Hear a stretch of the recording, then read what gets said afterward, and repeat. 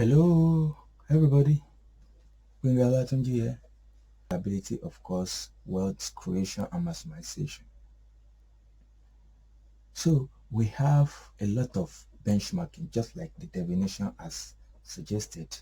A lot of benchmarking, a lot of ways of comparing ourselves with the best in the market and in the industry or in other area of businesses. So we shall be looking at the internal benchmarking, operational benchmarking, and competitive benchmarking. Internal benchmarking, operational benchmarking, competitive benchmarking. So what is internal benchmarking? When we are talking about internal benchmarking, we are simply looking within ourselves. Sometimes we could call internal benchmarking functional benchmarking, in which we look within our organization and we look at a department that is performing better or a branch that is performing better. Then we compare them with other functions or branches in our organization that are not doing that good, and we, with the aim of ensuring that we bring them up to the level at which the best is operating. So that is internal benchmarking. So internal benchmarking looks within. Internal benchmarking looks within. I think we can summarize it at that. When we are talking about operational benchmarking, we will be talking about what others are doing in our industry or even outside our industry. Please note that, or even outside our industry. What are they doing better that is similar to what we are doing in our organization? That is operational benchmarking. So it's on the level, it's on the operational level, looking without to see how we can improve our performance. An entity might compare the performance of a particular operations with the performance of a similar operation in a different entity, in a different industry. So not necessarily it should be that of our industry alone when we are comparing operational benchmarking. But that particular operation that we are looking at, that industry too must have it. Like sales, we don't only need to compare the sales operations in our industry alone, because sales is sales. So we can look at, okay, so other industries, how are they selling? How are they selling their products or rendering their services, and compare and see how we can bring ourselves up. So that is operational benchmarking. Competitive benchmarking now. So when we are talking about competitive benchmarking, we are looking directly at our competitor. And here, mystery shopping must come in. We are looking directly at our competitor or competitors. What are they doing that we are not doing? And how can we incorporate to make our business to function better? That is competitive benchmarking. An entity might compare its own performance and its own operations with those of its most successful competitors. Of course, we must look at those that are performing better, not those that are performing below us.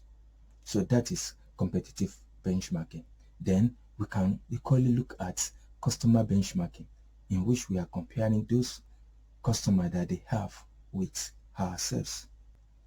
How are they serving their own customer, and what does customer expect from them?